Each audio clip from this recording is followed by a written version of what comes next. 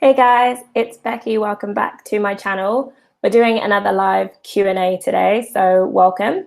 I'm just going to have the questions up on my phone, so I'll just get them up now. Me encantan los protectores largos.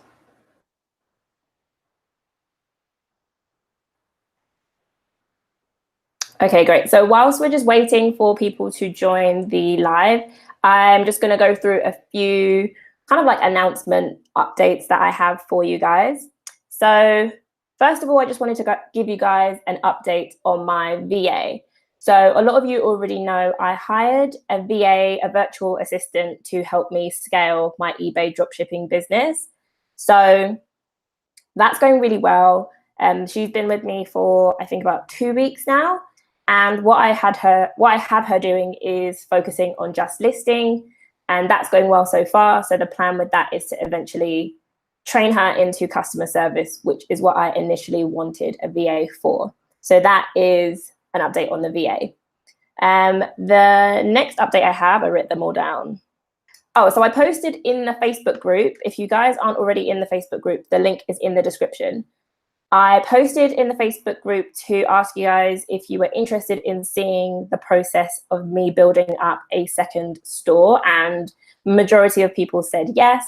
So I'm filming that for you guys. I'm going to wait and edit them all together and post them as like a vlog style update. And the reason why I decided to do that is because I feel like if I post day by day or 1 week at a time, it will be more difficult to track, for you guys to keep track of it and to keep remembering to check back. And if you're watching it in the future, not knowing which part came first. So I'm gonna just put them all together and not have it separated, so you can see in one like 20-minute video how the first month went. So hopefully you guys will enjoy that. Let me know if you guys can hear me okay. I'm just in the chat now.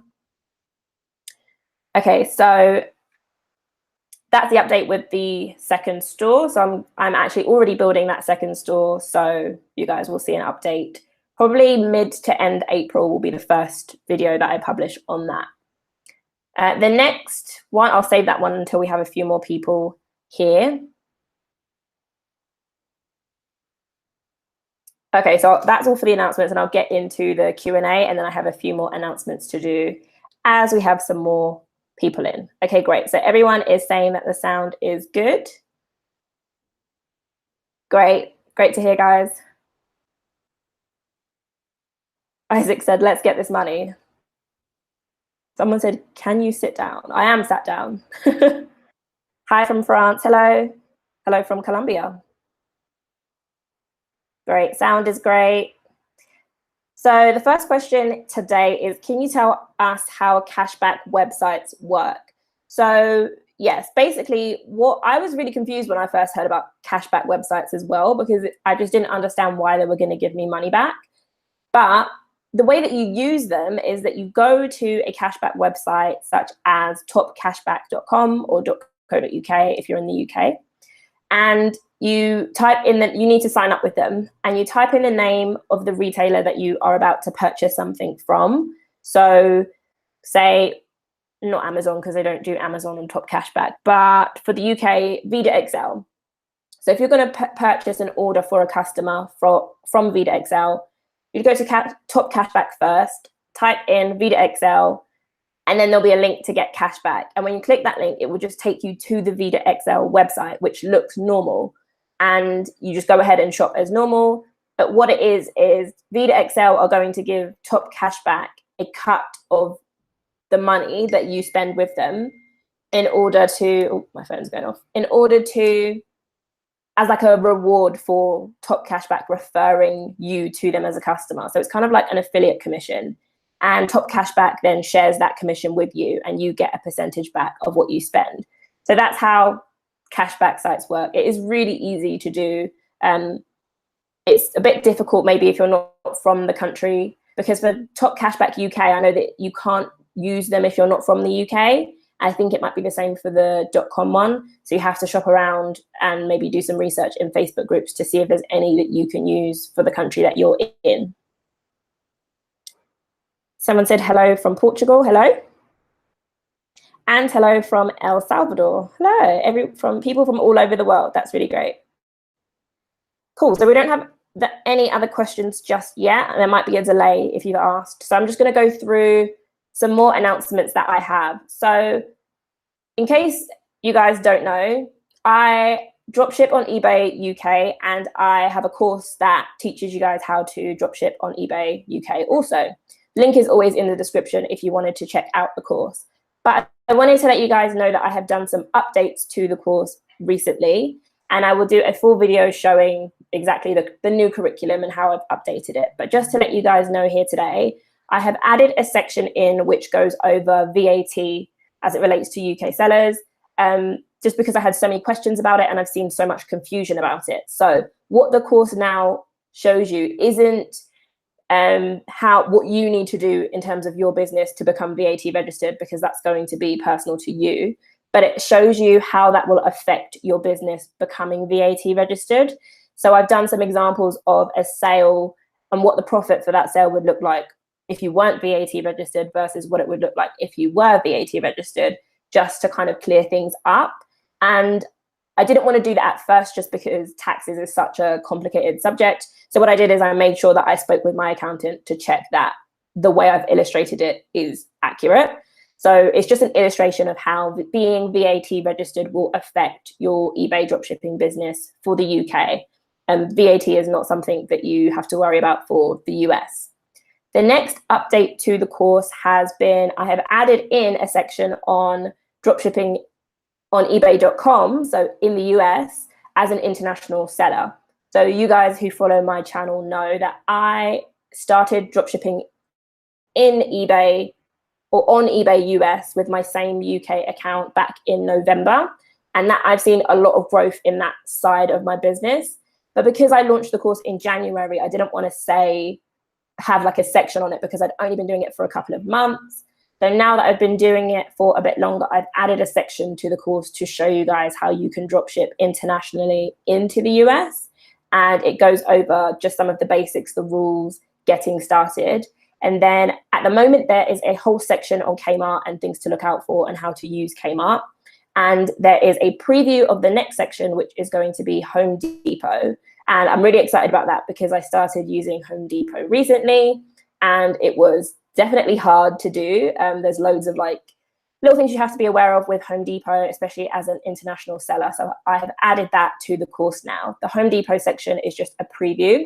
So you can check that out if you're already part of the course, and I will be adding more to the Home Depot section as I learn more. So those are those announcements. I'll see how many people do we have in now. Okay, cool. So we have a decent number in now. So another thing to announce that is something that is just for you guys who are here in the call today. I am going to be doing a free coaching, one-to-one coaching giveaway.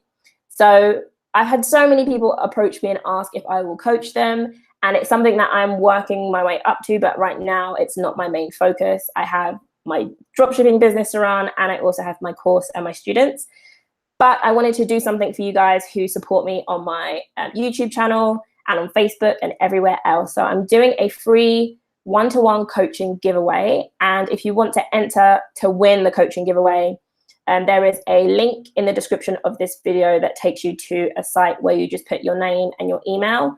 And I'm only going to look at the people who have done this during the call. So if you're watching after the call, I'm afraid you've missed it, but I'll do other giveaways in future. But I wanted to do something for you guys who took the time out of your bank holiday weekend in the UK to join me in the call. So go ahead and sign up to that. And I will announce the winner of that during the week. Okay, so we'll get into some questions now. I have to scroll up.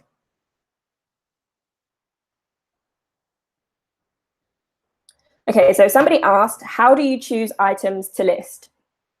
This is a big question that I get quite a lot. Depending on the supplier, there'll be different criteria that I have.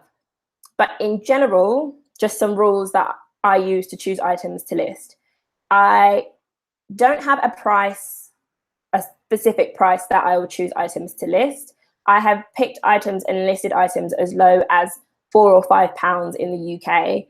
And I've sold those, and I found that yes, the profit on them is low, but because you sell them repeatedly and a lot of them you sell multiple quantities at a time, it's worth it in the long run to me to have those items listed.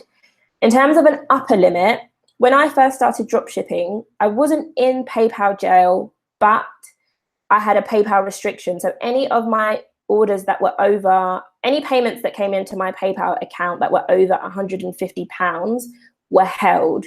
And when I first started the business, I didn't have the cash flow to be able to process 10 £150 orders if I got them. So I stuck to things that were under £150 selling price for me. And I kind of, even once that restriction was lifted, I've stuck to a lower amount. So I do have things in my store that are £300, £350 maybe, but you won't find things in my store that are £1,000. And the reason I'm keeping it like that is just because there is a limited amount of control that you have with a dropshipping business. And I just feel like for me, I'm keeping the risk much lower by not having very high ticket items in my store. So to me, my theory is that no matter how expensive the thing was in my store, if something were to go terribly wrong and I had to refund the customer and not get a refund from my source for whatever reason, it's never happened, but just in case, I don't want to have something that is £2,000 and then potentially lose that. So I keep my risk low just by keeping my pricing reasonable, and also to maybe not attract someone who's looking to pull a scam or something like that. There are ways around it to avoid it, and obviously you have PayPal seller protection, but that's just the choice that I made for my business. So I keep the pricing pretty low.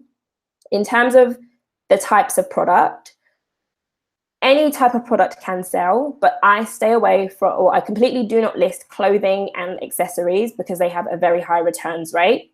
I list items that are branded, but not a popular brand that people know the price of. So obviously I wouldn't list Apple or any kind of gadget like that, but I do list like Black & Decker, DIY tools, that sort of thing. So yeah, I list brands, but not like fashionable brands, if that makes sense. So those are the kind of items I list. And of course, things that are good value, so that once I add 40% to the price, it still is a good price. So hopefully that answered your question. Other than those things, I just list anything basically. Hi from Lithuania, hello. Okay, somebody asked, how many days does Kmart's free shipping take? So I think it depends on the item size and where it's going to. But I had my Kmart, well, I changed this recently. When I first started listing with Kmart, I had my eBay handling time set to 3 days and my shipping time set to 3 days. But Kmart, in my experience, have always given me the tracking number within 2 days. So now my handling time is 2 days and my shipping time is 3 days, and I've never had an issue with things turning up later than that. So say 2 days for processing and 3 days for delivery. Oh, Jim says the new VAT section is great. It really cleared up where I was calculating it wrong.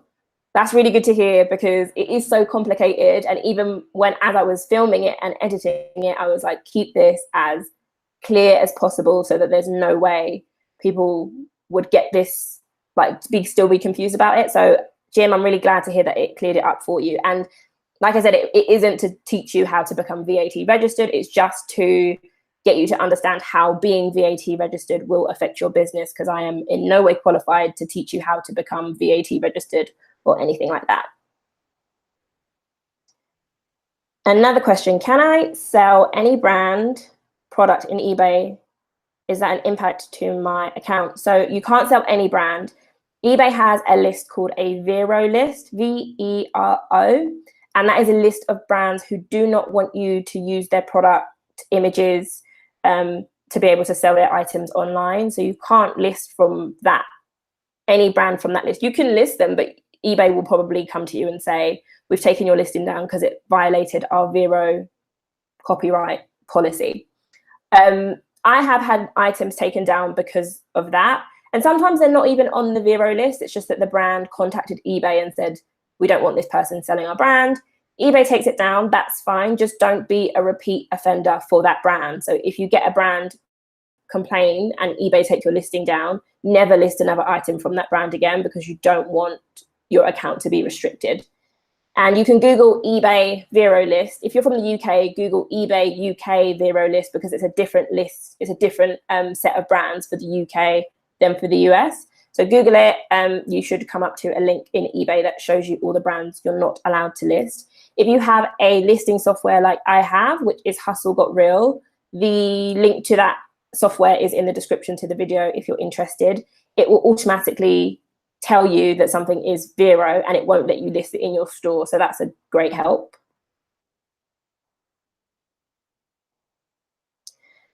So Asaf said, can you get a little bit more into how to build a good title, best practices, and do you do any research when you find a product that you want to list or before you list the item? So I have done videos showing you guys exactly how I do my titles. But I guess I could just go over it again quickly for you now.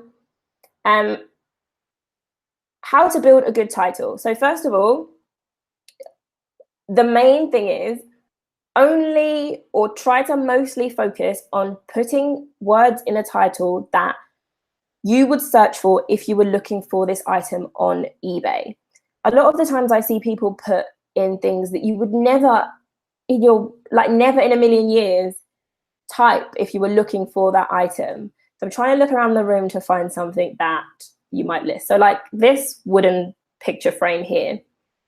If you were looking for that on eBay, I wouldn't really list this because it's not that exciting. But if I was looking for this on eBay, I would put something like wooden photo frame first. That's the first thing I would put. Then I might put something like wood bedroom decor in case someone's looking for, this is a bad example, but in case someone's looking for like wooden accents for their room. I wouldn't put things like, I don't know, I've seen things like, you could maybe put the measurements in. This is a bad example of a product, but if it was something you didn't need the measurements for, you wouldn't need to put 20 centimeters by 30 centimeters. Because if you're looking for a wooden frame, you might want to know that information in the detail, but you wouldn't necessarily know that when you're searching for it. So you just want a wooden picture frame, and then you would go into the description to find out extra information. So I wouldn't put measurements if you have better words that you can use.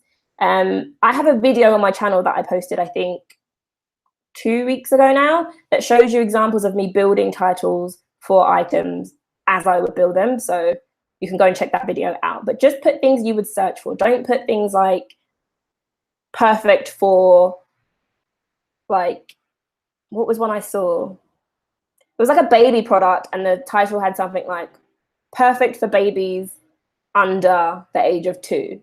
And if you were looking for something for a baby under the age of 2, you wouldn't type in something perfect for babies under the age of 2. You just wouldn't put that. That can go in the description. That's not something someone would put in their title. Okay.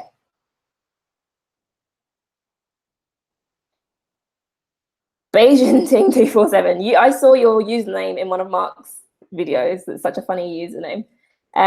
Does your course have tips on how to create good titles? Yes, it does. It has a whole section on the importance of creating good titles. It shows you examples of an eBay seller who has done a good title versus someone who hasn't, and how their price being higher, they actually ranked higher because then the cheaper product because of the title. Then it teaches you with exercises. Okay, imagine this is your product. How would you put it in? And then after you should do the exercise and write it down, because that will help you the best. And then I'll go through and tell you how I would have done it and anything you might have missed. So that is like a big part of the course, is title optimization, because that is how you make your money basically with the strategy that I teach. Nav says, do you put words in the title to catch people on an impulse buy? For instance, the word tent when selling a hammock. I wouldn't put tent if I was selling a hammock, but I do put things that would catch people on an impulse buy. For example, if I was doing hammock, I might put just like out garden furniture or outdoor furniture. Or one thing you could do is if it was like a small outdoor thing for a garden, you could put like small patio furniture or small balcony furniture, because somebody might have a small flat and they've got a tiny patio or a tiny outdoor balcony, and they just want furniture that's going to fit in there. So I try to catch people on those keywords where they're just looking. Sometimes people are looking for something very specific, but then sometimes people are looking for yellow bedroom accessories because they don't really know what they want. So if you have a yellow bedroom accessory, put yellow bedroom accessories, but don't put it in if it's not relevant. Tent for hammock wouldn't be too much of a big deal because obviously it's not a tent, but don't put things that are borderline, might be, might not be. My easy Spanish. Do you teach Spanish? Because estoy aprendiendo. Hello. Do you include suppliers' shipping costs with the 40% or add the extra cost after? So I include the shipping cost. So if the item was £8 plus £2 shipping, I would do 8 plus 2 is 10, and then I would add 40% and charge £14 for it. Why was that so hard for me to add up? Charge £14 for it.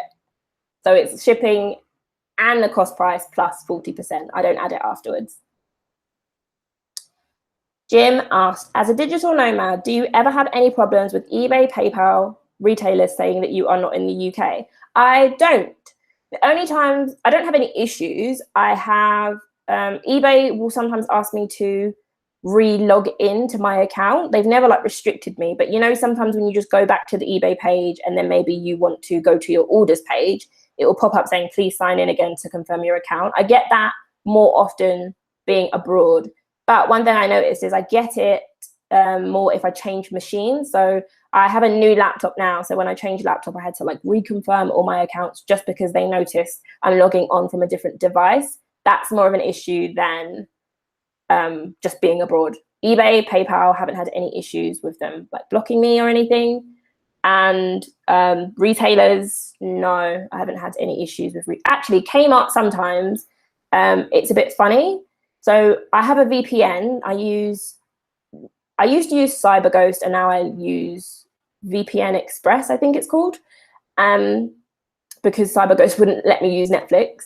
So now I use VPN Express, and if I get an issue with Kmart, I'll just change my VPN to say that I'm in the US, and then it works fine. Ernest said, very cool. Thank you, Ernest. Christina said, that's so awesome, Becky. I don't know what you're referring to, but thank you. Daniel said, do I have to pay VAT in the UK as an Australian drop shipping in the UK? So yes is the answer. Everyone pays VAT. When you purchase something from a UK retailer, VAT is included in the price and you can't like exempt yourself from that. It's just in there. Because you are Australian, you would have to become VAT registered straight away when you start selling. So yeah, I don't want to get too much into it, but the answer is yes, you'd have to be VAT registered and you do have to pay VAT. But when you're VAT registered, you can also claim back the VAT that you paid and deduct it from the VAT that you charged to your customers. It's even when I say it out loud, I feel like I don't understand it, but yeah, you'd have to. If you're from Australia, honestly, I would recommend that you dropship in the US because they don't have these VAT laws for international sellers. The Riddler said, my only concern is keeping the invoice out of the box so the customer does not know the price. So there's two things here. First of all, my best-selling item, the invoice comes in the box and it's heavily branded. And I've sold this item over 100 times and I have never had to return the item because of the price. That being said, I have had other complaints about prices, very minimal, but it does happen. So if you're using things where the invoice is in the box, just know that 99% of the time it's really not going to be an issue. When it is an issue, in my experience, people sometimes complain and then I say they can return the item for a full refund and they don't.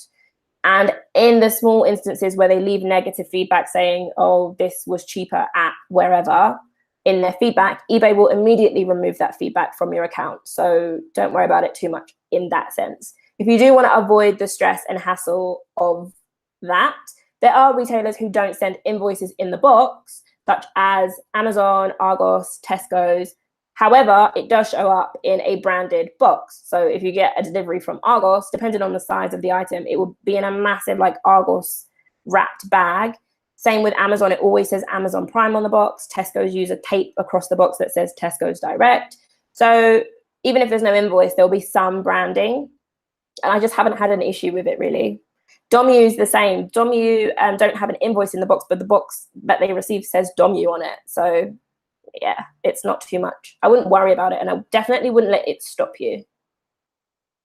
So before I carry on, just in case anyone who is here now wasn't here before, 2 announcements. First of all, I've updated the course to add a guide to VAT and how it affects your business. And also, what's the second announcement? Oh, I'm doing a free coaching giveaway for those of you guys who are in this call. There is a link in the description. You can go and just put your email, you sign up, and I'll select one of you guys to win a free one-to-one with me. Next question. I'm sorry if I bring your name. Muyanja said, if I'm dropshipping an item from Australia on eBay, I just indicate that is located in the US, but it's actually in Australia. That is risky. Don't do that because it's going to take the item longer to get to the person from Australia to the US. That's going to take forever. And if the customer thinks it's in the US, they're expecting it to show up pretty soon. So I wouldn't do that. If you're based in Australia, but your products are based in the US, that's fine to say, yeah, your products are based in the US. But I wouldn't lie and say that your items are located in a different country to where they are. If you're in Australia and you want to sell into the US market, just sell from US retailers, then you don't have that issue. Christina said, Becky, do you still use Tesco's and Argos to dropship? Do you ever use Amazon if things are out of stock somewhere else? So yes, I still use Tesco's and Argos to dropship. I always, whenever I go to process an order, the first thing I do is Google the product to see if anyone has it cheaper. And a lot of the time, Amazon does have it cheaper. So, or someone else might have it cheaper. So for every single order I place, I never just go to the website and order it from there unless I know they're the only ones who sell it. And like some Argos products, they're the only ones selling it. But if it's an item that could be available somewhere else, I always Google it to see who's selling it cheapest. And I've managed to make up a lot of extra margin by doing that. Amazon, I do not list from Amazon, but I end up buying things from them because they are cheaper. And if it's out of stock, of course, I always look around. Oh, Saj said, I guess you skipped my question. I'm sorry. What did you ask me? Ask it again. I'm sorry. I can't scroll all the way back up. What are the US sources that I can use as an international seller? So personally, I have used Amazon, but I only in and out of stock had to use them way because I couldn't get a gift card, which means that my debit card charged me extra, which isn't ideal. So I wouldn't recommend Amazon unless you can get gift cards, and just Amazon in general, there's no need for it. My main US supplier is Kmart/Sears, they're the same company. And I have also used Walmart in the past. They accepted my UK PayPal just fine. And I'm now using Home Depot. So those are the ones that I use as an international seller. If my handling days is 2 and my shipping days is 6 to 10 days, for only 10 items in my store of 150 items, is it okay or should I do away with them? What? If my handling days is 2 and shipping days is 6 to 10 days. Oh, so 10 items in your store have that shipping time and you have 150 items. Should you just get rid of the 10 items? If you're not getting sales from them, then you could get rid of them, and you don't have space in your store, then yeah, you could. I wouldn't have things with such a long handling time just because they're just less competitive if you're competing with people who are domestically shipping things faster than you are. I know for a fact that sometimes eBay customers will pay more from you just because your shipping is faster than another seller that they found. So there's an advantage to having fast shipping. Stephen Phillips says, sniper method, Jack's bulk method, or your approach which is best? I don't think there is a best. I have a video that I've recorded but not edited coming out about this. I think it's what's best for you personally and your workflow and style. So I will say that Jack's bulk method is the one that I would least recommend, just because it's the one that doesn't have enough proven profitability for me to recommend. Like I only know of 2 people who do it, and one of them I don't know personally how much they make, and Jack has just started to get it to make a profit now, more recently. So I can't recommend it because you could lose a lot of money with bulk. Sniper method and bulk method both can make good money. Obviously, Mark solely uses a sniper method and he makes more than I do. And I know loads of other people who use DS Genie and the sniper method, and they make good money. It's just a matter of, how does your brain work? Can you sit and do that research? Do you enjoy doing that research and finding other sellers and, you know, that competitive like sniping? Do you enjoy that? I don't enjoy it. I prefer to just be on Kmart looking for items. So it depends on what you prefer. CP said, I have had listings taken down that, so they weren't even on the Vero site. Yeah, so that's what I mean. Sometimes the brand will just contact eBay. They're not on the Vero program, but they'll just contact eBay and say, this person, we don't want them using our image. So even if they're not on the Vero, sometimes it will still happen because the brand has actually seen your listing and contacted eBay directly. So don't worry about it. Just don't then relist from that brand.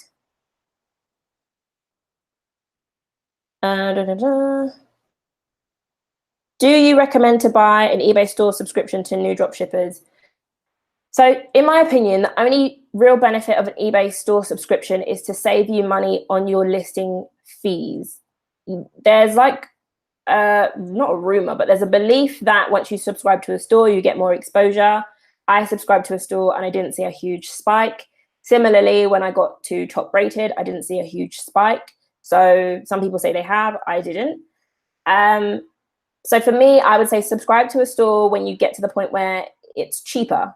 That's the main benefit. So if you have, once you get to 100 listings, it's cheap. This is UK. It's probably similar for the US, but once you get to 100 listings, it's cheaper for you to pay, is it £20 a month for 250 listings, rather than paying per listing for over 100 listings.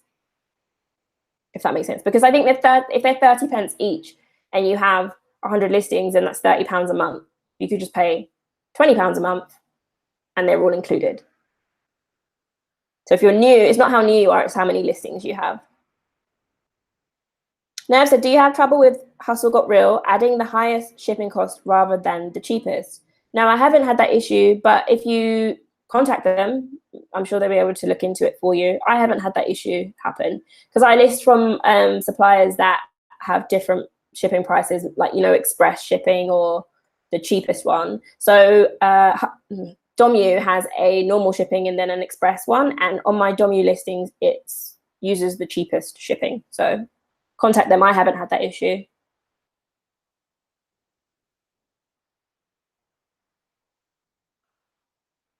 Bonsoir.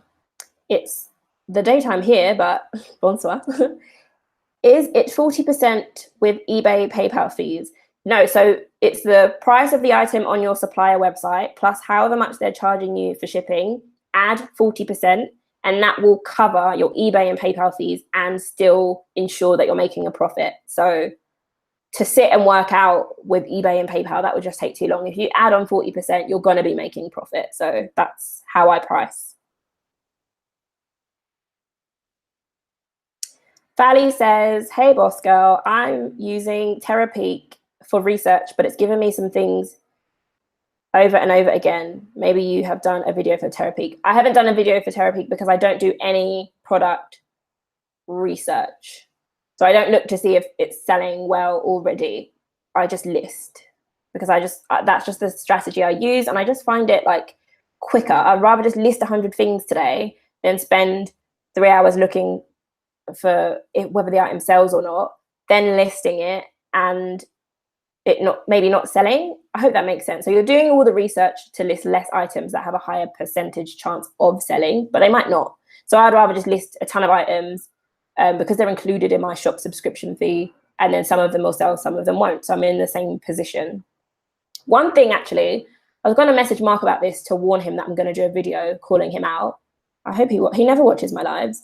But Mark never says when he talks about sniping, even when he does his live videos where he finds an item with good margin and then would list it, he fails to mention that that doesn't mean the item is definitely going to sell. You can find an item that has huge amounts of sales, undercut the price, put it in your store. That doesn't mean that it's 100% going to sell for you. So people spend so much time researching to make sure something is definitely going to sell before they even list it. You don't have a crystal ball. There's no way for you to know. And I know this because people who have sniped my listings that sell loads of times for me and put the price way down, I go back and check and they haven't sold any. So it's not a foolproof method. It's more likely to sell, but it's not 100%.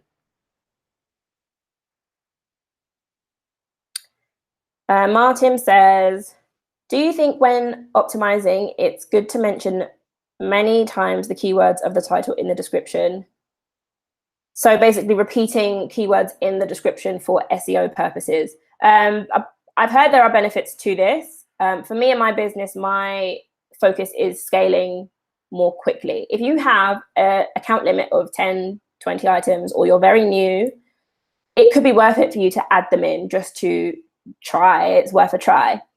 Personally, I don't. I copy and paste the description, or my software copy and paste the description from the source, and I only change the title, and I might change the image order to put a better image first. I don't do anything more than that. And I have sales. So I'm all for trying new things, but not if I don't feel it's going to be worth the time spent in comparison to the money gained. Someone said 40%. Are you okay, bro? No idea what you mean. What Brett says, what is a VPN?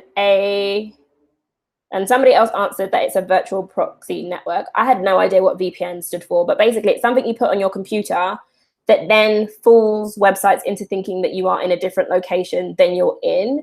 So I use it for Netflix because I have a UK Netflix. This is what a lot of people use it for. I have a UK Netflix subscription, but when my computer knows that I am in Colombia and I log into Netflix, a lot of the films are then in Spanish with English subtitles, and I want to watch them in English. So I put my VPN on so that Netflix thinks I'm in the UK and my Netflix shows me the English version and not the Spanish or Latin version.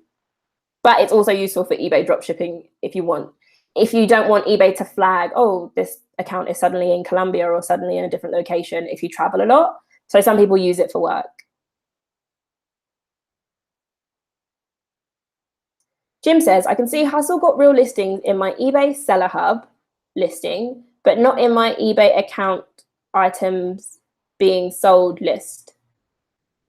I can only see listings created in the eBay listings tool. Is this normal? I'm not sure what you mean by items being sold list. You mean active listings? Because items sold sounds like things you actually sold. So in the Seller Hub, if you hover over listings and then go to active listings, that's where all of your listings should show, if that's what you mean. Listings in my eBay Seller Hub. So you can see them in your Seller Hub, but not in your items being sold. I'm not sure what that means exactly. But if you're in my course, then you can send me a direct email and I'll help you out.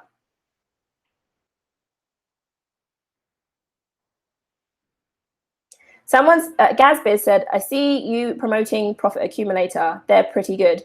Yeah, so for those of you who don't know, this is a UK section of the call. So if you're not in the UK, sorry, but Profit Accumulator was the first way I ever made money online.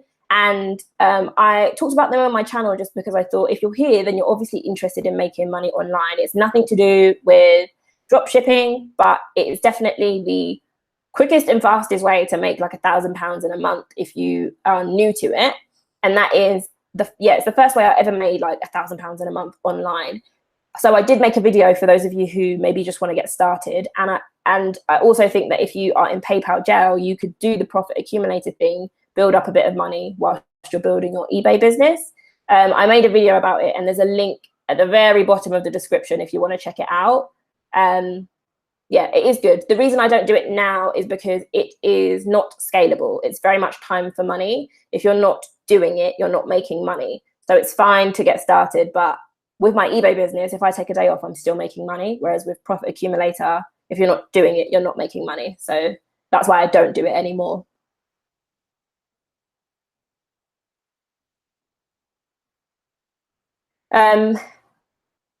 Eamon asked, is there any problem with Amazon Prime because of many addresses? So I've been using Amazon Prime for almost a year for my Amazon dropshipping business. I use Prime, but I don't use next day shipping. I use standard shipping just because I heard that that will help, and I believe it will help. I have I've sent stuff to multiple addresses. I maybe have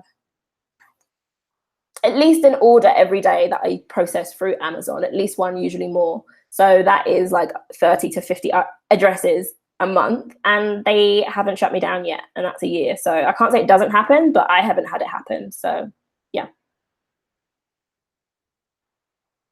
Don John said, I have 440 listings, but only get one sale a day. Is that normal?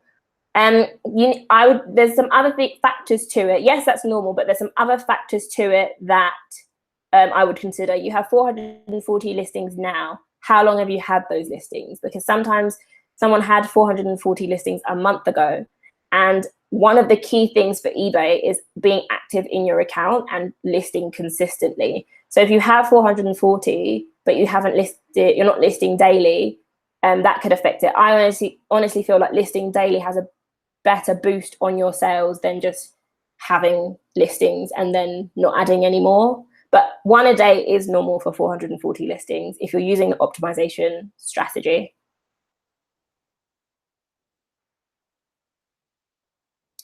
Peter said, where can I find products that are under $30 for USA dropshipping?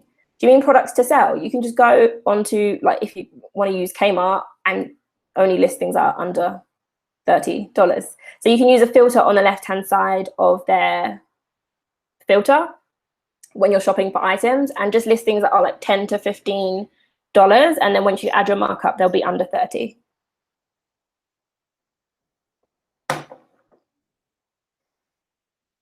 Jamming Star said, how do you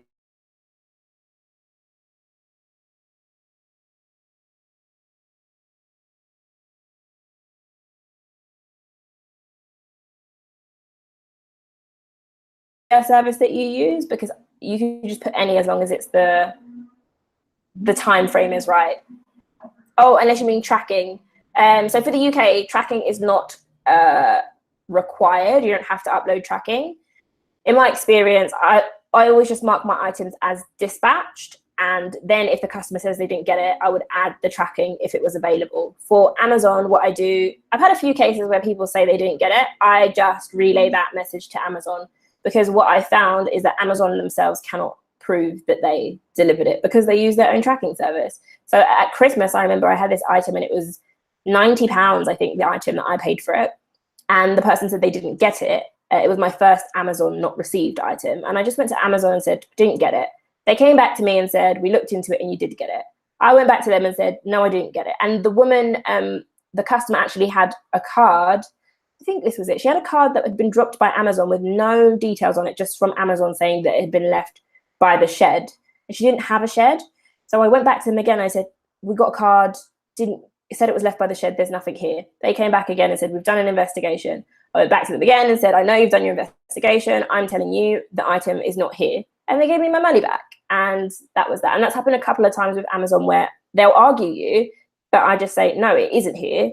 I spoke to them, the live chat, and because they were emailing me. So I just went on live chat and said, look, sort this out for me. You're saying it's been delivered. I don't have it.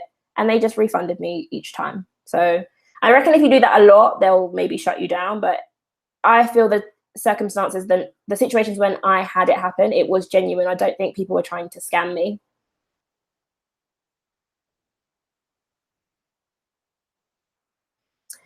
Nerve said, do you go for the source's most expensive shipping method in order to offer faster shipping?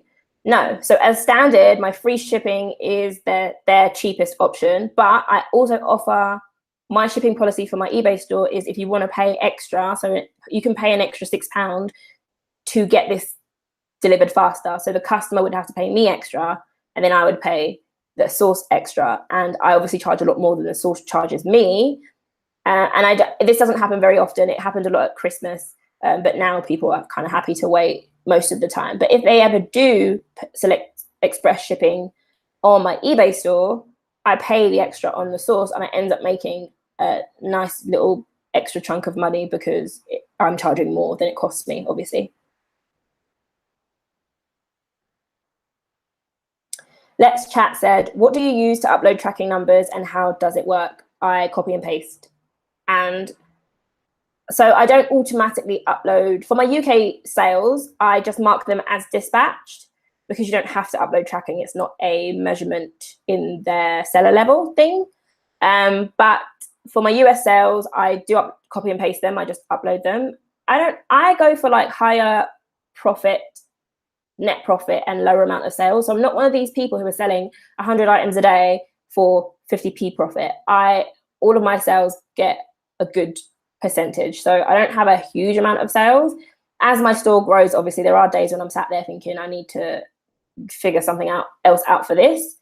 But remember, this is my full-time job and I don't do anything else. So if I spend 2 hours processing orders, that's fine. It's just 2 hours. I don't have a full-time job.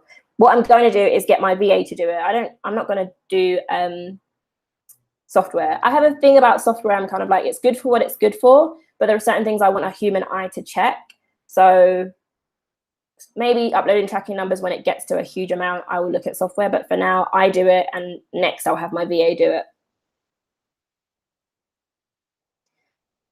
L Patron said, could you repeat the part again about the alternatives to the sniper method? You said something I couldn't hear. Kmart. Oh, so I don't use a sniper method. I just go to the source website, so Kmart as an example, and I look at items on the Kmart website and I just pick one that I want to list and then I list it. I don't check to see if anyone else is selling it. I don't check to see what price they're selling it for. I just pick it, optimize the title the way I want to, and these items sell even though other people have them on eBay for cheaper because my title is optimized differently or better. So it's optimization, which is an alternative to the sniper method, which is the method I use and the method that I teach in my course. In case anyone has just joined us, I'm giving away a free coaching for you guys who are in this call. There's a link in the description. It's the first link to free coaching that you can use to enter. So if you want to win a free one-to-one coaching session, go ahead and enter.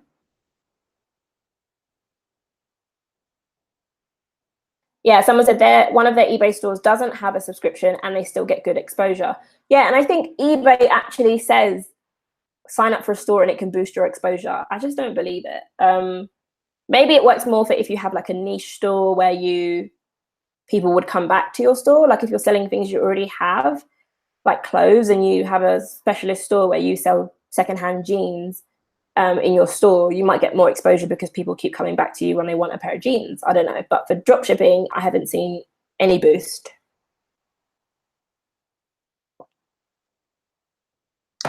Somebody asked someone if they have 2 stores. You're allowed to have multiple stores on eBay. I know a lot of people think it's against the rules. It's not against the rules. You can have multiple stores. The Riddler said, do some websites say credit card billing address must be the same as the address in order to prevent fraud? I haven't come across that. Maybe Walmart. No, because I use my PayPal for Walmart and it was fine. So no, I haven't had any issues with it. Because remember, I'm going back to that question, you could order something to be delivered to your work address. So people who work 9 to 5, you might want to order something from Amazon, but you're not going to be home, so you have it delivered to your work address. It's perfectly normal to have your delivery address be different to your billing address. That's the reason they have 2 separate boxes. Otherwise, they would just say, give us one address. So, or you could be ordering something for work. You work for a company and they want something delivered to a different address. It's very, very normal. So it'd be weird for a company to say, we're not going to deliver it to a different address.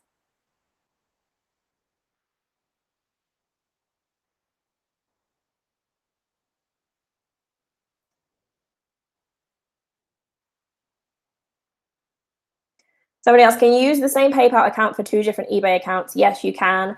Apparently, you can have up to 8 eBay accounts on one PayPal. And I don't have 8, so I haven't pushed the limit. But you are allowed to have 2 PayPal accounts, one registered as a business account and one as a personal account. I have 2 just to keep my business money separate to my personal money. So yeah, you could, I guess, have 8 on one and 8 on the other, but I'm sure at some point they would be like, what is going on? CP said, yeah, I tried the sniper method. It's not for me. Yeah, I tried it too, and it's not for me. So I'm not saying it doesn't work, but it's just not for me. We're not all going to run. And if you think about it, if everyone did the sniper method, there'd be nothing to snipe because you're all sniping each other. So everyone has to do different things. And people do snipe me and I still make money and it's fine. So I don't hate the sniper community. So Celine said, what's the difference between having an eBay store and not having it? In my opinion, just saving on insertion fees. If you have a large amount of listings, you're going to be wasting money on insertion fees if you don't have a store subscription.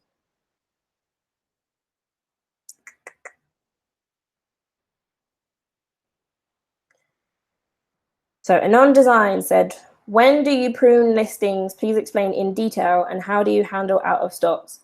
I don't manually prune my listings. The only form of pruning that I have is Hustle Got Real, which is the software I use, has a setting where you can say to it, if an item has been out of stock for a certain amount of consecutive days, which you set, delist it from my store. So I have mine, I believe, set at 60 days. So any of my listings that have been out of stock consecutively for 60 days, I'm assuming they're not going to come back in stock. So my software automatically removes them from my eBay store. That's the only form of pruning I do at the moment. Every now, like I don't have a ritual for it. Every now and then I'll go in and look at things that I've had listed since like July last year that haven't sold.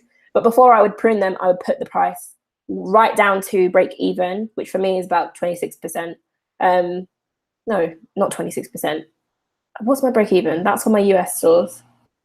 I can't think off the top of my head, but I'll bring it the pricing all the way down, the markup, sorry, all the way down to break even to try and trigger some sales and then put it back up to a more profitable number. I don't have like a prune. I'm happy for my store to grow and grow. Also, I've had so many instances where something that I listed back in August that had 2 watches suddenly sold in March of 2018. So it's not a huge amount of cost for me to have it in my store because my store subscription. So I don't really prune very often. And what was the second part? How do you handle out of stocks? So software prevents most of them. If it's out of stock, you can offer an alternative. Yeah, worst case scenario, you'll have to cancel it. But don't select that you're canceling it because it's out of stock. I can't remember the last time I cancelled something for being out of stock. Well, obviously didn't select that, but like oftentimes I can just negotiate with the customer and offer them an alternative.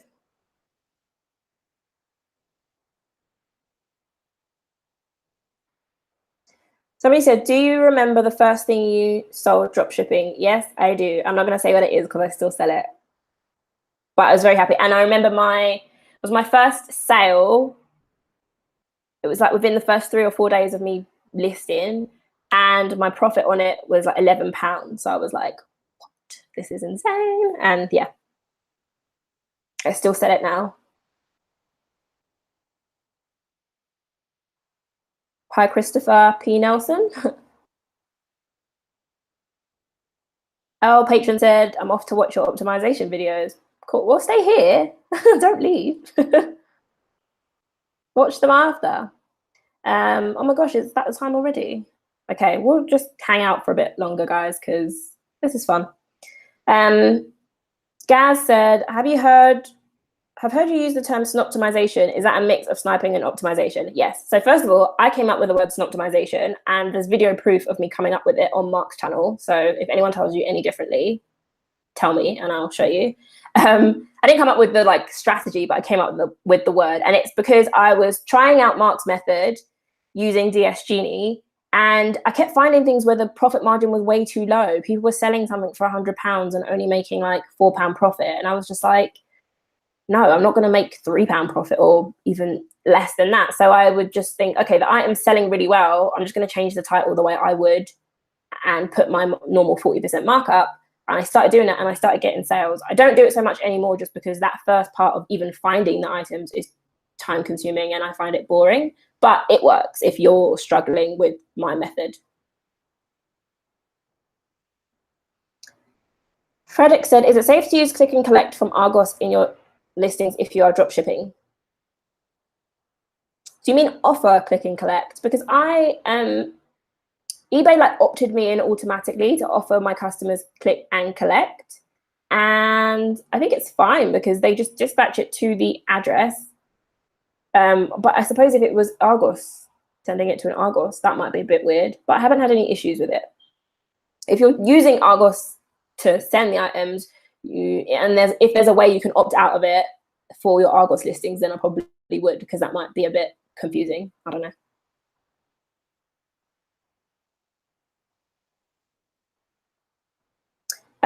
Luxury card store. So do you ever use the Chrome extension called Honey to look for lower prices before fulfilling orders? I used to have that Chrome extension on my old laptop. Then I stopped using it because it didn't ever really come in handy.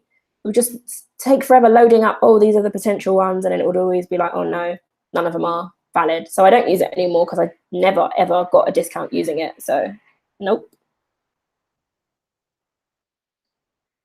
Someone asked what my thought process is when choosing items to list. I went through this kind of already. I'll quickly say something that someone would pay 40% more for is the main thing. Like, it's hard to explain. Something someone add 40% and think to yourself, is that still a reasonable price? If yes, I would list it.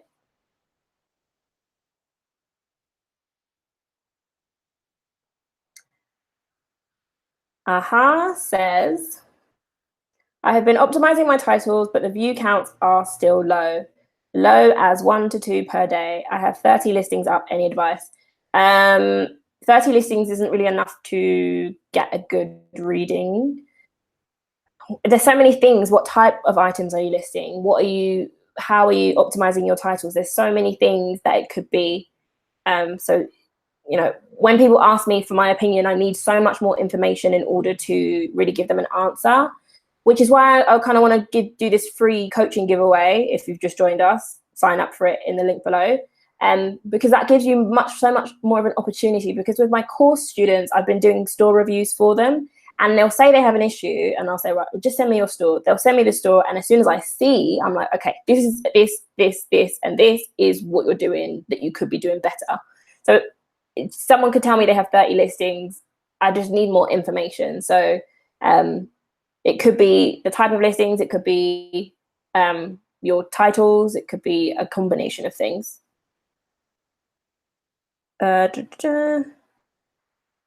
Somebody said, I'm from India. How does sales tax work in the UK for dropshipping? How do we get tax credit from the product that we purchase for the customer?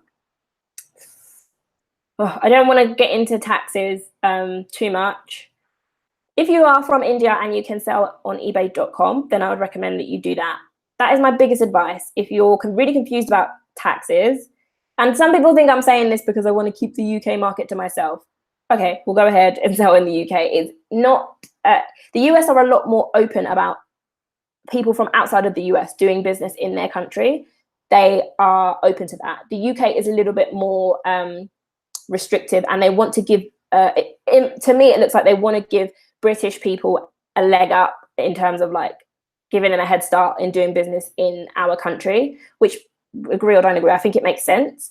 So the US is just a lot more like allowing of people coming from outside of the country and doing business in their country. So it's not much more difficult for you than it is for a US person, other than like banking, but it's easy to get around it.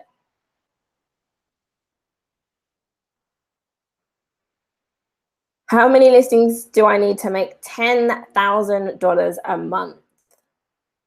Somebody's asked. There's so many variables. I would say, like, how much are you making now? Make $1,000 a month and then times however many listings you have at that point by 10. That's much better because it depends on your strategy. Mark makes about $10,000 a month with I think he has like 600 or 700 listings. With my strategy, you wouldn't be making that with 600 or 700 listings. So it really depends. And also it depends on how good you are at your titles. People who, I'm very good at my titles, I'm not shy to say, but people who aren't as good at their titles as I am will make less per 1,000 listings. So it really varies. But to come straight away and be like, what do I need to do to make $10,000 a month? It's a bit like, well, make $1,000 first. That's easier. Then when you're at that point, you can assess yourself and say, okay, let me times that by 10. So yeah.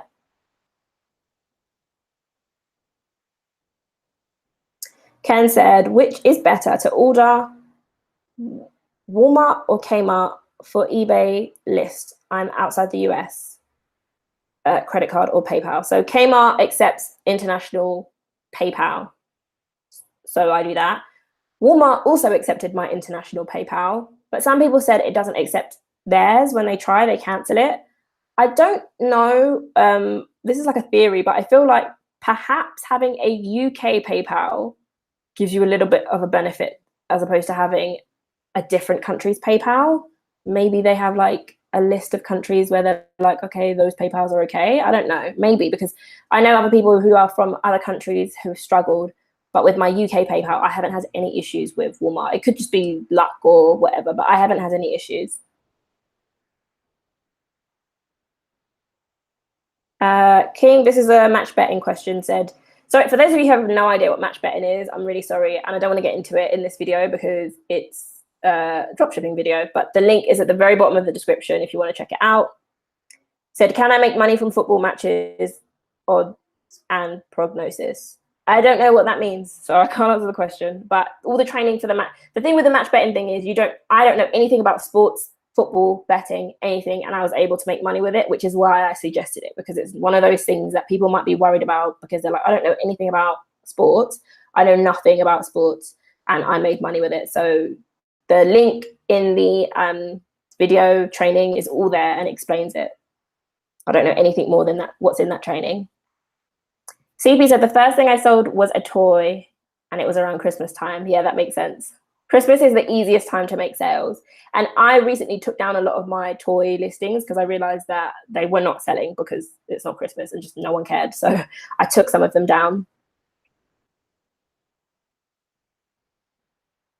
What number is your most sold listing? I don't know. It's over 100 times that it's sold, but I don't know exactly. Also, how do I say this? So how do I say this? Well, in the beginning, for some reason, I was relisting it. So a lot of the sales history was gone. And I can't remember why, but I remember at one point, I had an issue with my account and fees and stuff. So I ended up having to delist and relist items for some long reason. So a lot of that sales history got lost on all of my listings. So over 100 times, maybe over 200 times, that my best-selling item. Okay, Christopher brought up a good point, and he said, I hate when people ask questions just to ask. Ask questions that better your business. This isn't an Oprah interview. For a live show, I don't mind it just because I'm kind of here to chat. Although I get it can be frustrating if you're sat here waiting for your question to be answered. But one thing I do say to people quite often is, do try to, if you're only going to have time for one question, especially I'm no longer answering messages through Facebook Messenger for various reasons. But if you're going to ask me a question, imagine you only have one shot to ask me something that will benefit your business the most. Sometimes people's first question is, how many listings do you have? The answer to that question is not going to make you any more money. So try to ask me questions that will help you make money. I do agree with Christopher in that respect. Like, sometimes the answer to the question is so irrelevant to you and your business. But for lives like this, I feel like it's just fun to know stuff like that. But yeah, it's definitely irrelevant or unhelpful, I should say. William said, what advice do you have to manage all the email traffic from eBay, PayPal, suppliers, tracking numbers? So I use Gmail, and Gmail has a very good filter system. So you basically, probably look it up on YouTube. You basically set, every time I get an email from eBay that has the subject title, your eBay sold, skip my inbox and forward it to this folder. And I've done that for hundreds of different types of emails. So they don't go to my inbox, they go to a folder that is for New orders, a folder for PayPal money received, a folder for Kmart tracking number. Yeah. So Gmail filters. I can't explain it in detail here, but that's how I do it. Stacking profits. Hello. So seems like people overthink everything instead of just choosing a method and start listing and face the problems you would have with them. Yes. People spend a lot of time worrying about things that probably aren't ever going to happen. And if they are going to happen, they were always going to happen. So something like returns, not starting because you're worried about someone returning something. Someone's going to return something. So you can't figure out you'll never know how to handle a return until you've handled a return. Even for different, like even now I know how to handle returns, but there's always something that's just slightly different. I sold something recently and it just turned up with a piece missing. And I was just like, from a source that has never happened with before. And it's just always new. And the only way to really learn it is to get started. I agree.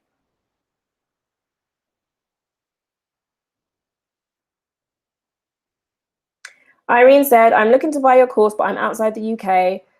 Would you like to dropship? Would like to dropship in the UK. Would you have advice to me on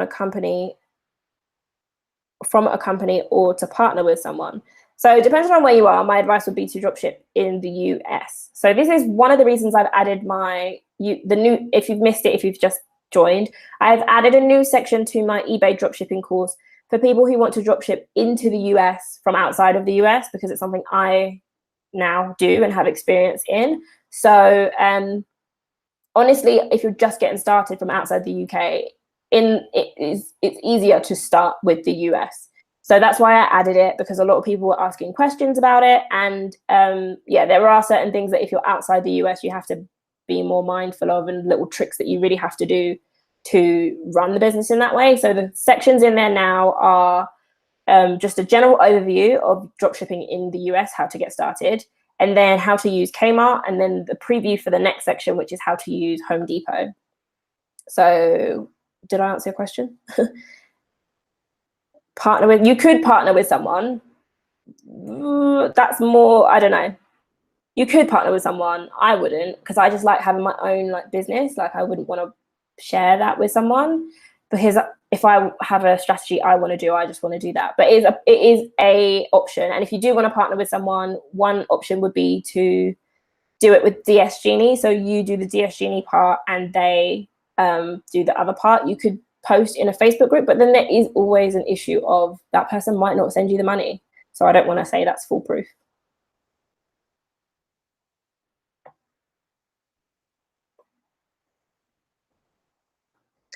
Peter said, do you use limited time price promotion to create incentive for customers to purchase your product? So I've never done that whole pricing promotion thing to date. Maybe I'll try it in the future, but it's one of those things where it's on my list to try, but for now, if I was having a really quiet period of time, then I would look into it. But at the moment, I'm super busy, so I haven't looked into it now.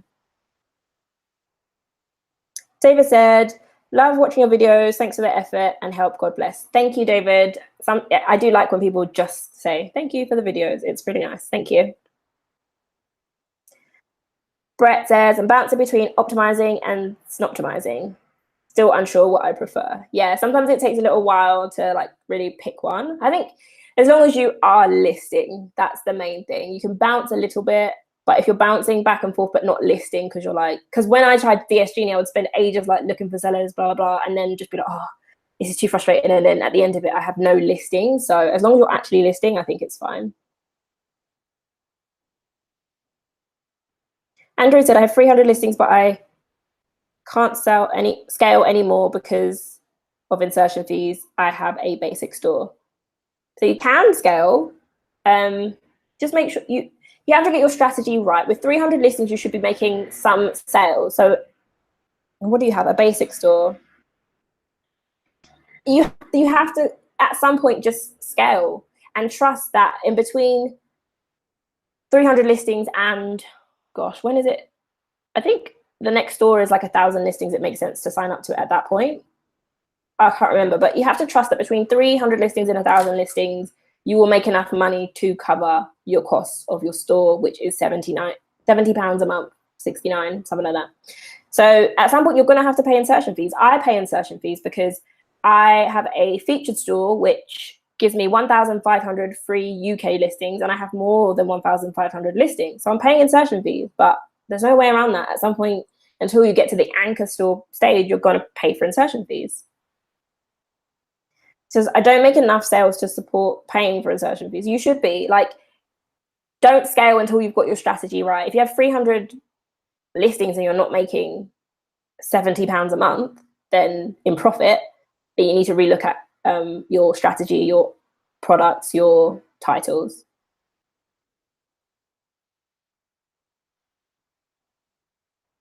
CP says, I take weekends off. I know I shouldn't, but I get tired. Yeah, I don't take weekends off. I don't take weekends off, but I work less hours in a day than I used to. So like when I had a job, obviously I would work 9 to 5, but I'd have to, like, when you have a job, you don't wake up at 5 to 9 and suddenly you're at work. You have to get up, shower, breakfast, whatever it is, and travel to work. So now I spend less time per day working on my eBay store anyway. I have other things, YouTube course, stuff that I do. But for eBay, definitely I spend less time at work because the listings are there. And now I have a VA, even more listings are there without me doing anything. So it's amazing. But you do, I think at the beginning, you have to put that time in. I was talking to my mum today and I was saying that there was a point where I had a full-time job. I babysit for my sister. So I would wake up, get my nephew ready, bring him to school, go to work a 9 to 5, pick him up from school, make him dinner, give him a bath, put him to bed, and list 50 items. So when people come at me with excuses, I'm like, I've been there. I've had a full-time job. I don't have a kid, but I was helping look after a kid, and I did it. So it's possible. Somebody asked, no grind camp for you? I don't think so. But here's the thing, and Mark knows this. Before I left Nicaragua, we agreed that grind camp would be in June, and then for whatever reason, it's now in July. And I'm having this thing with Mark where I'm like, stick to what you say, because people can't just drop everything at a dime and change their plans with you. So I actually have stuff going on in July, like seriously have stuff going on in July that like I need to find somewhere to live in London. So because we agreed it would be in June, I made plans for July, and now he's saying it's in July. So I'm like, I can't come. Like I could move things around, but then I'm kind of like standing my ground on principle and being like, no, we said it was going to be in June. Now it's in July. I'm not coming. But he's asked me to come. He keeps asking me to come. So maybe I'll go, but probably not.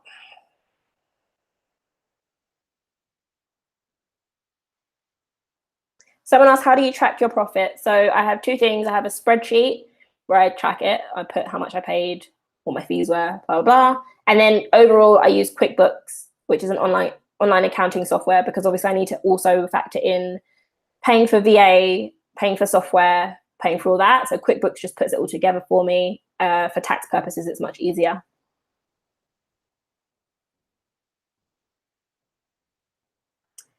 Question from Aaron, what is the number you add on your quantity line? So what quantity? So like, do I say 1's available, 2's available, 3's available? It depends on the item type. If I've said this to my VA as well, and she picked it up really quickly. I said, if it's a sort of item someone might buy 2 of, put 2. If it's not, put 1. So if someone's going to buy, like, I'm just looking around the room because that's all I can ever do. Someone's going to buy a bed. They're probably only going to buy 1 bed. So I'd put 1. But if it was the picture frames, I'd put 2, because as you can see, someone might buy 2. So it depends on the type of item.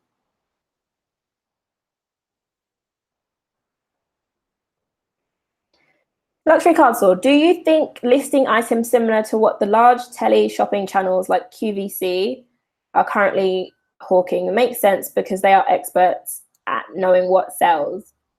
I would pay less attention to places like QVC because there's a very specific sort of person who watches QVC and buys things from QVC.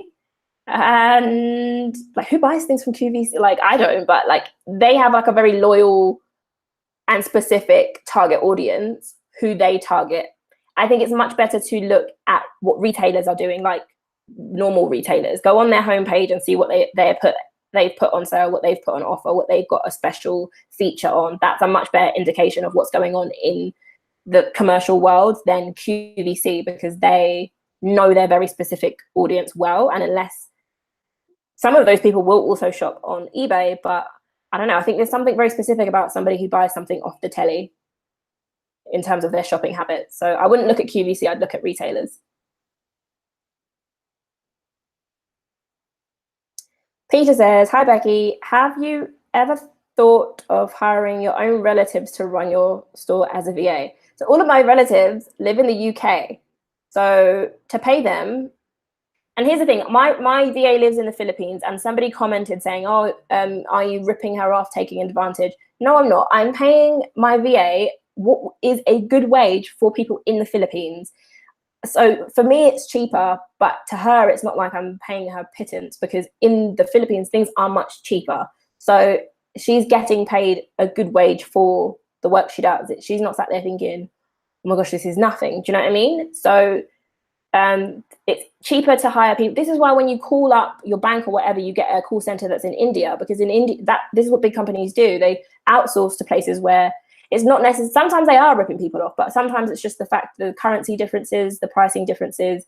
Over there, you can pay them what is a standard wage for them, but it's cheap for you, which is what I do. So I couldn't pay my. There was a point where I was saying to my mum, I'm so busy, and she was like, well, do you want me to help you? And I was just like, what, the money I would pay you wouldn't be worth it, but versus what, like, I could pay a VA.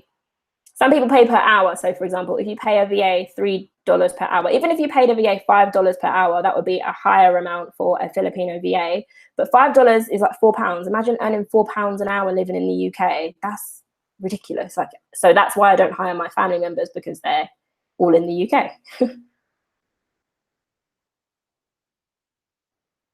CP says, I am wondering if I should invest in DSM tool. I've never used DSM tool, so I can't comment on that. I use Hustle Got Real.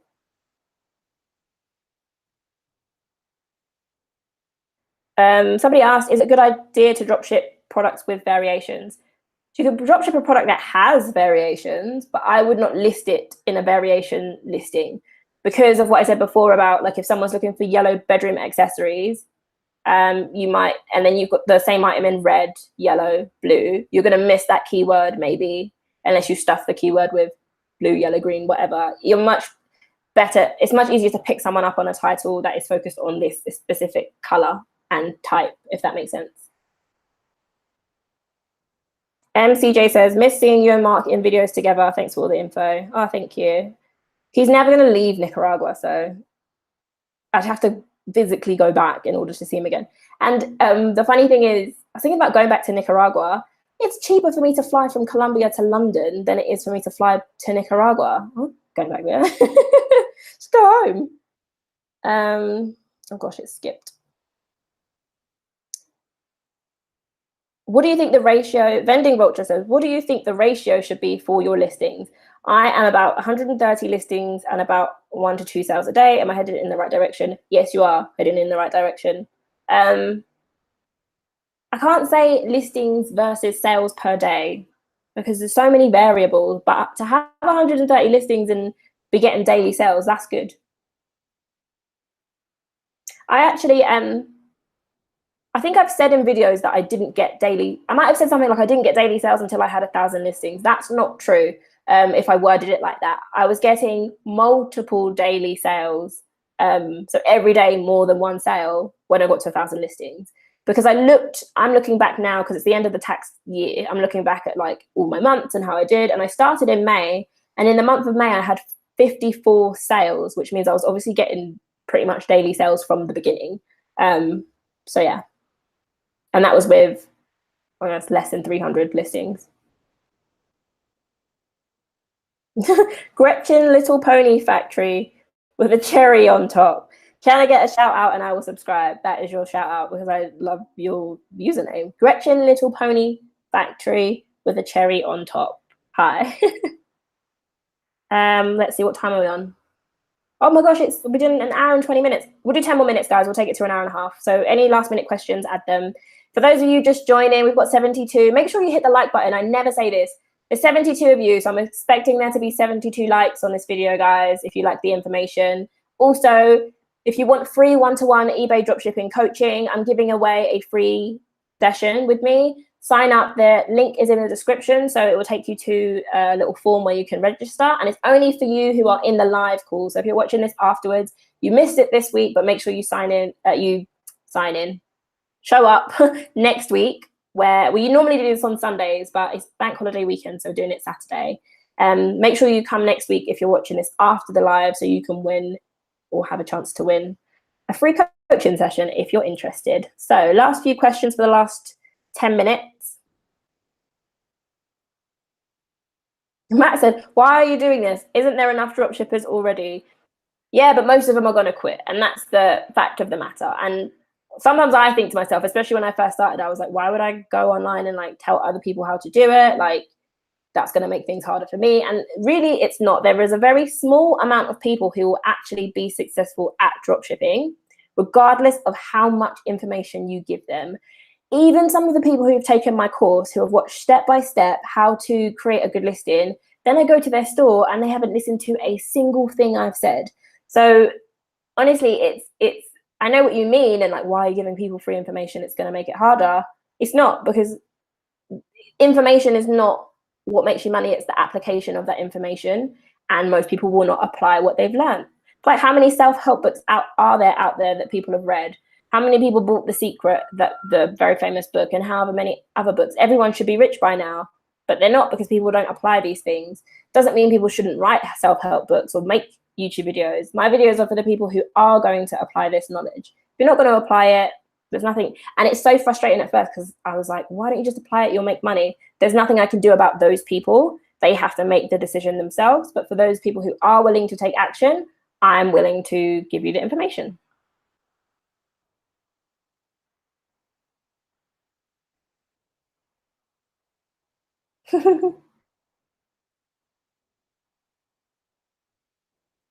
All right, there's some questions that have already been asked, so I'm skipping those. William says, go with DSM Tool and watch the Hustle Husbands YouTube review on it. If you're in the UK, just a caveat to that, if you're in the UK, don't go with DSM Tool, because they only have Amazon as a compatible source. You can't do Tesco's, Argos, any of these ones. That's the reason I didn't use DSM Tool. If you're just doing US, then sure, check it out. But the reason I don't use it and I don't have any like review on it is because it's not good for UK, in case you're wondering. But yes, Paul at the Hustle Husbands, they use DSM Tool. They really like it, and if you're interested, they have videos on DSM Tool. Gretchen Little Pony Factory with a cherry on top says, I love your eyebrows. Thank you. That's the second time someone said that. Berberman said, I'm from Morocco. I want to create account eBay by info US. How can I do that? So you want to create an eBay account with the US info, basically fake. I have no suggestions on how to help you do that, because it's not something I have or would ever do.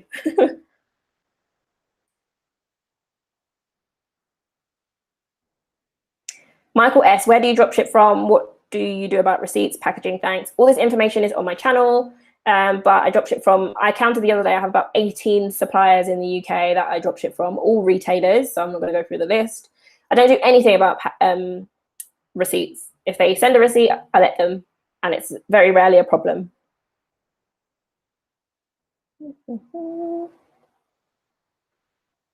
Any thoughts on eBay's new and pre-owned from price? I know I always clicked on that on Amazon. Yes, on Amazon.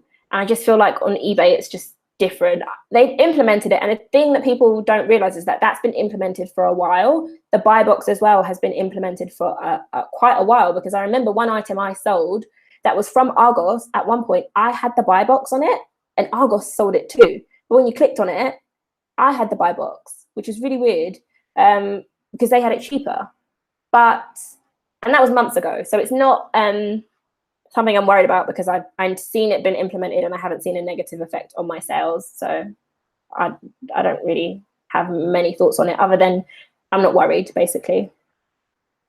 Okay, so I'm going to wrap up now, guys. For those of you who are here still, if you want to win the free coaching with me, make sure you're signing up, link in the description. And last time, just to announce, for those of you interested in the eBay dropshipping course, it it was initially just for eBay UK. I have now added a section on how to dropship in the US as an international seller. So you've got the Kmart guide in there at the moment, and then you've got a preview to the Home Depot section, which is things like how you can pay at Home Depot, get gift cards as an international person. So check that out. You can check out the full curriculum before you like commit to buy or anything like that. So link to that is also in the description. Okay, we'll do one more question. We'll do two more because we have two more. Oh, wait, I'll just say, Matt says that he's being sniped every day by new sellers. So am I, but I'm still making money. So, you know. Oh, there's certain types of items that you notice don't sell very often, if at all. I have way too many different types of items to be able to categorize that. But I remember I started listing things like, and this is just for me because some people will sell these things, but soft furnishings, is that what they're called? So like bedspreads, curtains, fabric-y things from around the house. I just never sell them. So I stopped listing them, but I'm sure other people do sell them on eBay. That's one category I noticed, but other than that, not really. I think it's a seasonal thing. So right now, toys aren't selling great, but at Christmas they were. Happy Easter, guys. I genuinely forgot it was Easter until like a few days ago. Happy Easter. If you're in the UK, enjoy your bank holiday weekend. If you have a 9 to 5, if you don't, then just enjoy your Monday. Yeah, so guys, a lot of you are seeing like the creepy comments in this. Don't worry about it, because honestly, I'll just say this because it's something that I've been thinking about a lot, and it happened in Paul's live as well. Someone was saying creepy things towards me. It's much worse in my Facebook Messenger. And at first it used to bother me, but now it's such a good thing because one of my aims and goals with starting my YouTube channel, and if you go back to my terrible very first video, one of the things I said is that I don't see very many women doing this sort of thing. And it's something that I wanted to get into to maybe show other women that they could do it. And the longer I'm in it, the more passionately I feel about that. A lot of women have YouTube channels, and a lot of them are about like beauty and fitness. And I think that as soon as, and that's a kind of maybe a safe zone, I'm sure they get horrible comments as well. But because I'm in a male-dominated industry, immediately I get so much inappropriateness said towards me, and it's water off a duck's back because these people, I don't know who they are. But to me, it's like if you're a woman and you're wanting to get into this could be so off-putting for other women who want to get into it. But this is what these people want. They don't want you to be in the business space because you're a woman, and it's just ridiculous. So I thank you all for getting at that person in the comments and saying sorry. Don't apologize to me. I'm sorry for him, whoever he is. I'm assuming it's a man, because what's he gaining? He's on my live giving me a view, and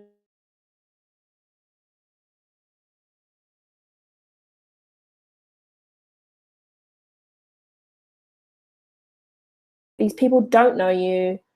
They're saying it to put women off of doing things like this. So please, please, please don't ever not get into something because somebody sends you sexist comments. And I receive multiple pictures of people's penises on my Facebook Messenger, which is why I no longer answer Facebook messages. Don't let it stop you. This is what they want. So yeah, just thought I'd end with that. Thank you all for, and someone said every YouTuber has trolls and creeps. It's true, but I definitely think that for a woman in a male-dominated space like dropshipping, you definitely get more of that kind of creep, sexist, vile thing. But yeah, ignore the pervs, yes, 100%. Thank you guys for joining me. This one has been a long one, an hour and a half. Next week, I'm not sure. I'll try and do Sunday. If not, then I will do Saturday. I'll be back to doing live Q&As. So thank you all for joining me. If you guys want like a theme for these lives rather than me just ranting and answering random questions, then let me know what theme you would like. Don't do it now. Do it like in the comments afterwards because it's easier for me to keep up with them.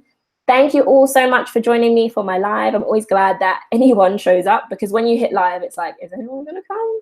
So thank you all for joining me, and I will see you in the next one. This is your last chance to join to enter a free coaching giveaway with me. So go ahead and do that now. Otherwise, I'll see you guys in my next video. Bye.